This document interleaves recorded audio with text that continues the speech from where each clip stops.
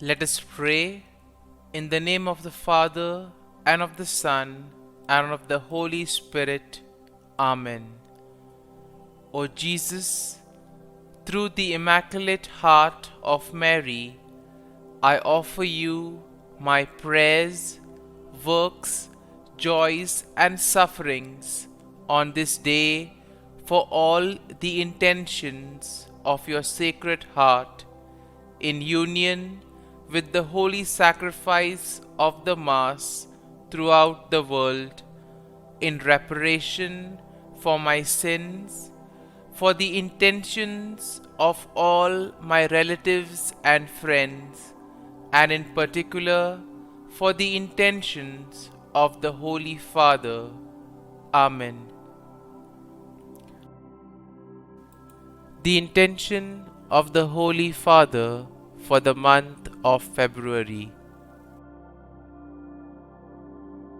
For parishes, we pray that parishes placing communion at the center may increasingly become communities of faith, fraternity, and welcome towards those most in need. Our Father, who art in heaven, hallowed be thy name. Thy kingdom come, thy will be done, on earth as it is in heaven. Give us this day our daily bread, and forgive us our trespasses, as we forgive those who trespass against us. And lead us not into temptation, but deliver us from evil. Amen. Hail Mary, full of grace, the Lord is with you. Blessed are you amongst women, and blessed is the fruit of thy womb, Jesus. Holy Mary, Mother of God, pray for us sinners, now and at the hour of our death. Amen. Glory be to the Father, and to the Son, and to the Holy Spirit, as it was in the beginning, is now, and ever shall be, world without end. Amen.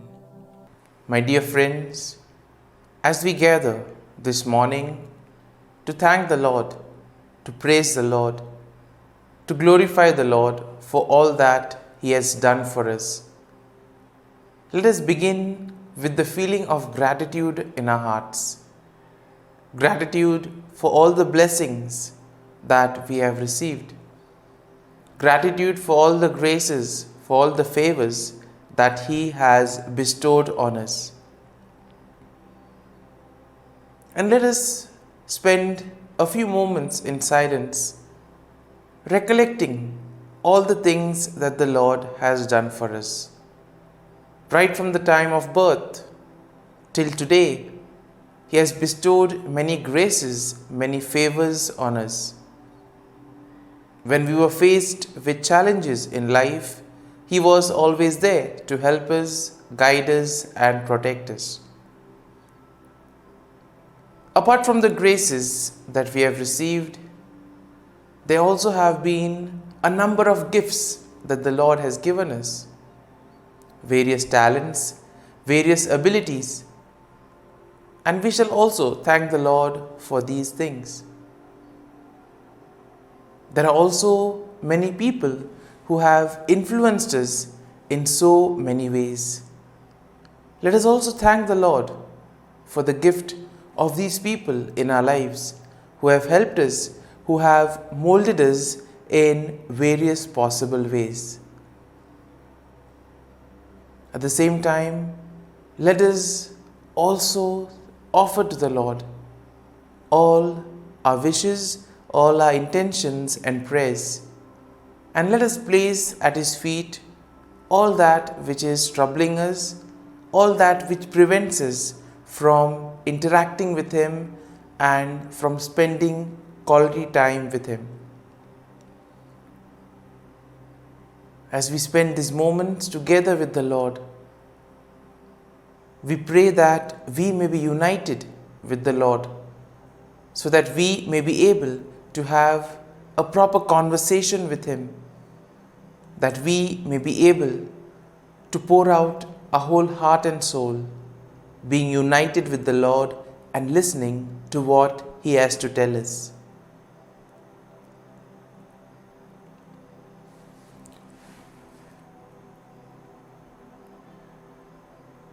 And let us close our eyes at this moment.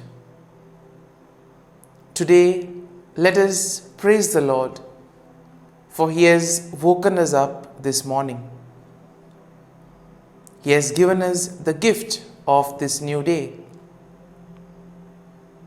a day which will help us to do many things, a day which will present to us many opportunities to work for the betterment of others, or opportunities to make a difference in the lives of others. We also thank the Lord for protecting us and guarding us all through the night. He has given us good health of mind and body. He has kept us in His love. Above all, He has always been there, guiding us at every step of the way. At every moment, His gaze is on us. He loves us and never abandons us. For that, let us praise Him, let us thank Him, and let us glorify Him. And let us worship the Lord with all our heart and soul.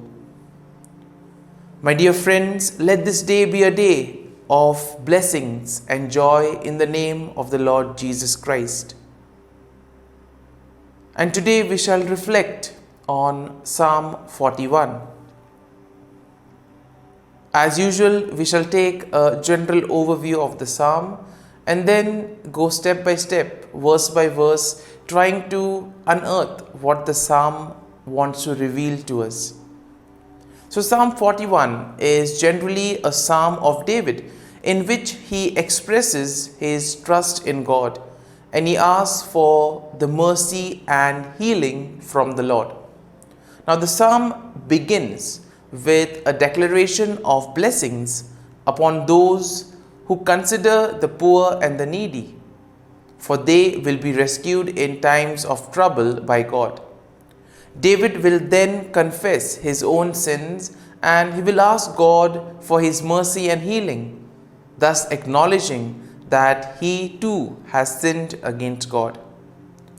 David then laments the betrayal of a close friend who has turned against him and has spread rumors against him. He asks for God's mercy and protection, and he declares his faith in God's justice to ultimately prevail over his enemies. In the final verses of the psalm, we see that David will express his confidence that God will uphold him and preserve him from all harm, even in the midst of all troubles. And the overall theme that is presented in this psalm is of the importance of having our faith and trust in God, even in the face of adversity and betrayal. Now we see that David recognizes his own weakness and shortcomings, but still he trusts in God's mercy and justice to ultimately prevail over his enemies. This psalm will serve as a gentle reminder to all of us to remain steadfast in our faith and trust in God, even in the most challenging moments of our lives. And now let us go verse by verse into the psalm and try to see what the psalm wants to reveal to us. The psalm begins, "Happy are those who consider the poor. The Lord delivers them in the day of trouble. The Lord protects them and keeps them alive. They are called happy in the land. You do not give them up to the will of their enemies." And therefore, in a way, the first two verses of Psalm 41 invite us to be sensitive to the needs of others.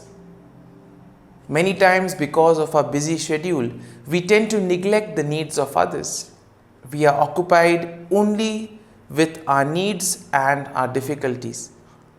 And here, therefore, the psalm begins with an invitation to consider the sufferings of those who are there around us. The psalm continues, The Lord sustains them on their sick bed. In their illness, you heal all their infirmities. As for me, I said, O Lord, be gracious to me, heal me, for I have sinned against you. And here we see that David will ask pardon from the Lord, for he too has sinned. And therefore, this step of recognizing one's sin, of acknowledging that yes, I have sinned, I am a sinner, is very important when it comes to the whole process of reconciliation. The psalm continues, My enemies wonder in malice when I will die, and my name perish. And when they come to see me, they utter empty words.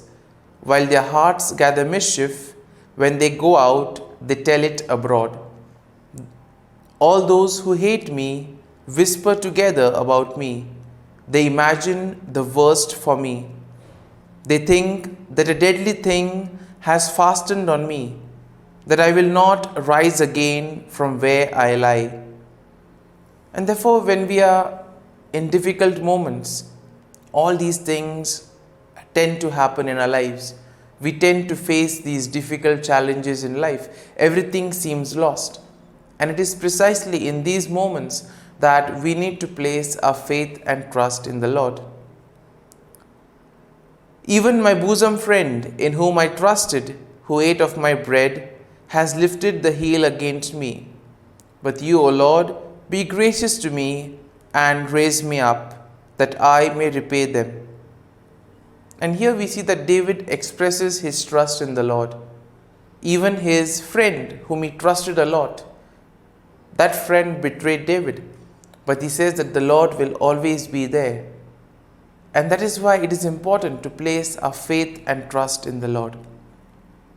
And the psalm concludes by saying, But you have upheld me because of my integrity and set me in your presence forever.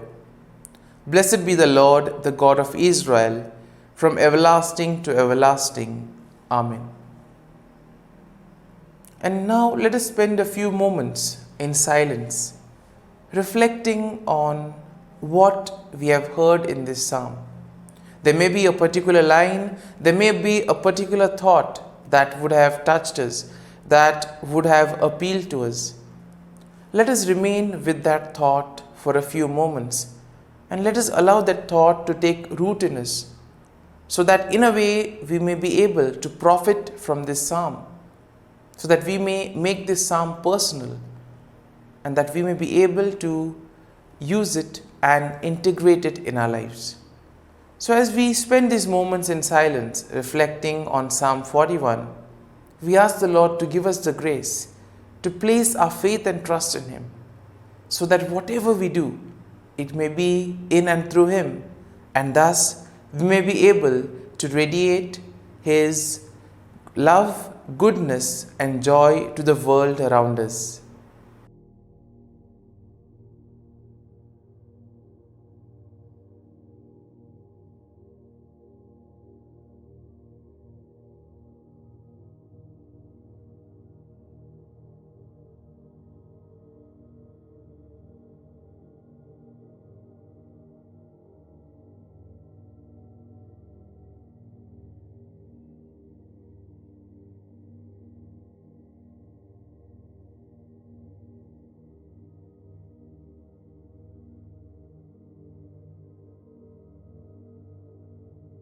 Prayer to Saint Michael the Archangel for protection.